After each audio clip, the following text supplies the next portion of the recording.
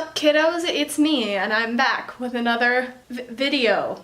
That's what these things are called. I'm stupid. So I just got back from a D&D session with some of my friends, and you know, the first thing I do when I come home is read fanfiction to pretend like I am less lonely than I actually am. I haven't felt the touch of another human being in so long. I'm kidding. I don't read a lot of fanfic anymore, but I used to. I used to read so much fanfiction. It was not healthy. But now that I read less, I can talk about the other half that comes with reading fanfiction. And that's being the one that writes the fanfic. Now that beginning joke wasn't just a joke. There's always a hint of truth in it. And that is that I did read fanfiction because I was extremely lonely. And with extreme loneliness and being a part of fandoms, the one thing that comes with that is wishing that you were a part of the universe that the fandom's in and wanting to interact with all the characters. Welcome to the world of X-Reader. So yeah, I used to be someone that read a lot of reader insert fanfiction.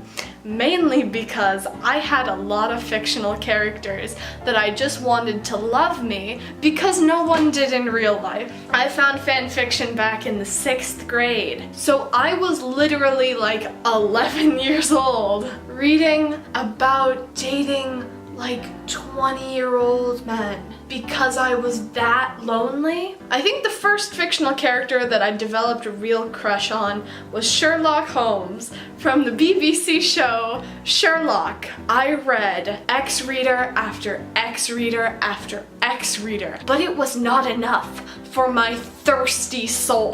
I joke that I've repressed most of my childhood, but it's not a joke I actually have. Like, I'll never stop hating myself. Like, I look back at myself from like 2 weeks ago and I'm like, but like, I look back at myself from 6th grade and it's even worse. Just to give you some context, I'm going into the 10th grade. So it's okay, I can talk about this stuff now. I get that it's cringy. So I used a platform called Wattpad, and if you're someone who's ever looked in my description, then you'll see that I have all the links to all my social media, and one of those is still Wattpad, because I like embarrassing myself. And so one day, I grew tired of there not being enough good Sherlock X-Reader out there, and I decided to write some myself. Forgive me, Father, for I have sinned. So yeah, I was 11, and I thought I was a good writer. I'm ashamed to say that I continued to write this fanfiction until like, I think I ended towards the beginning of my 8th grade year. Because then I realized interaction with people is important, but oh my god, some of so I haven't gone through these one-shots in a really long time. The last time I think I skimmed through them, some of them I was like, okay, it's cringy, but the writing isn't half bad. I will always owe my start to this, which is weird, because I am like an actual writer now. I write for the school newspaper, I do writing on the side, but I got my start writing, and I found my love of writing by writing reader insert fanfiction because I was in love with a 30-year-old British fictional character. And I don't know if any other writer can say that. So today I thought I'd just look over a bit of it and talk a bit about it. The more you get into my 8th grade stuff, the less bad the writing gets, but the concepts are still, why? Apparently though, I'm the only one who finds it cringy. Because even though I've stopped writing it, people haven't stopped reading it. Now, I still have Wattpad downloaded on my phone because if you've seen my previous videos, my friends and I really like reading super bad fanfiction. And I get notifications daily still of people voting and commenting on my Sherlock X-Reader fanfiction. What in God's name? So I hate it, but the other 13, I don't know how old these children are that are reading this, Are they all 11 too? I cringe at this stuff so much, but people out there still enjoy it, and that's like fascinating to me. So I guess I'll just kind of open up some of this stuff now. Oh. So let's just open up Wattpad. Go to my godforsaken page. The book currently has 188,000 reads. 188,000. Almost 5,000 votes. I hate myself so much. So let's just dive right into it. So like literally, I put a disclaimer. I updated the first chapter and I was like, hey, I wrote these in literally the 6th grade. So the first ones are bad. Sorry. Because literally I hate these so much. Oh my gosh. So, the first X-reader I ever wrote is something called A Strange Meeting. It's very short. It was the first time I'd ever done it, and I was like, I am going to revolutionize Wattpad. I am going to be a Sherlock god. It's so poorly written. It's so bad, and it's so short. Literally, you move into 221C, but you don't know who Sherlock is, and then suddenly, John and Sherlock bump into you on the stairs, and you're like, wow, he's hot. This day's weird. That's the whole first fanfic.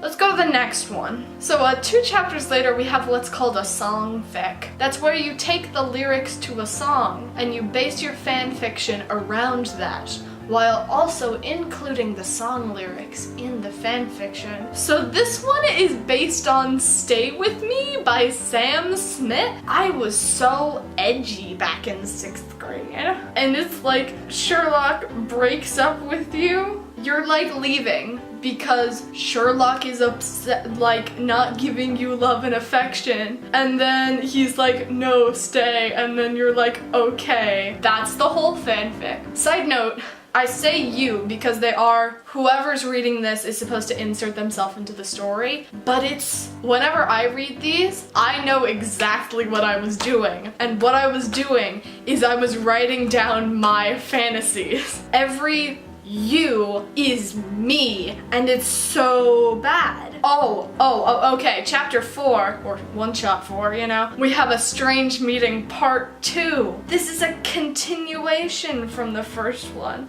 and then Sherlock just falls in love with you out of nowhere. That's not how the world works, young Kay. I don't know. I just went to the next chapter, and oh my god, I forgot I did this. In fanfiction, when the author didn't know how to naturally progress the story, I noticed that authors would just put in a time skip, and sometimes they'd do cutesy little jokes and little author's notes to make it funny. Wibbly wobbly, timey-wimey skip. Cue old Batman time skip music. And then there's an ASDF reference, because RARXD, random equals funny. Am I right, fellow kids? Oh my god, I want to shoot myself. You know when you want to go back in time to kill yourself? Why not just do it now? I'm kidding. I'm fine.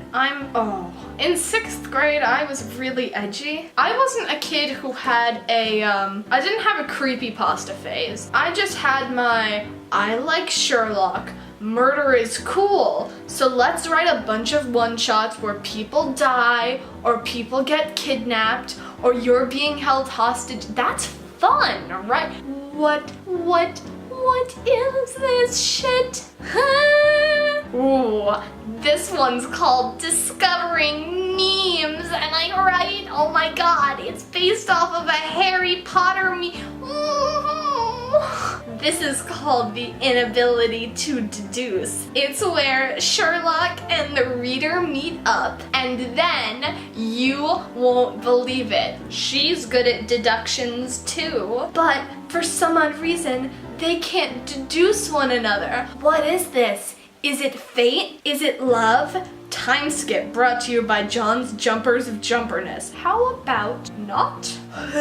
Something you guys may not understand too is like This book has so many fans. It's something I hate, and yet so many people look up to me for. Strangers on the internet like my shitty Sherlock writing.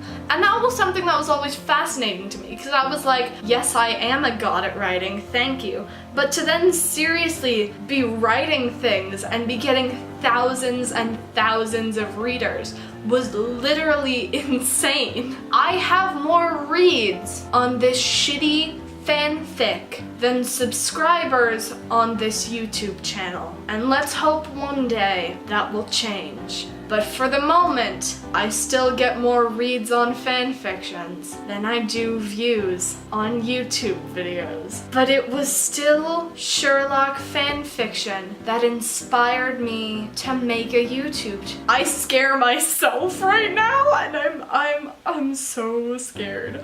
What?